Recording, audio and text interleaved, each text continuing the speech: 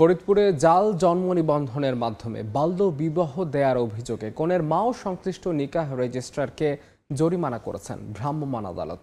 আদালত সূত্রে জানা যায়, গত 12 জুন শহরের বায়তুল আমান এলাকায় 16 বছর বয়সী এক কিশোরীকে জাল জন্ম নিবন্ধনের মাধ্যমে বয়স বাড়িয়ে বাল্য বিবাহ দেওয়া হয়। এমন অভিযোগের ভিত্তিতে শুক্রবার বিকালে কনের বাড়িতে গিয়ে তথ্য যাচাই করেন। তার দেয়া তথ্যের ভিত্তিতে শহরের চকবাজার জামে মসজিদ সংলগ্ন মার্কেটের দোতলায় নিকাহ রেজিস্ট্রারের কার্যালয়ে অভিযান পরিচালনা করা হয়। পরে রেজিস্ট্রার মোহাম্মদ কামরুল হাসানকে 50,000 টাকা জরিমানা করা হয়। কনের মাকে জরিমানা করা হয় 20,000 টাকা।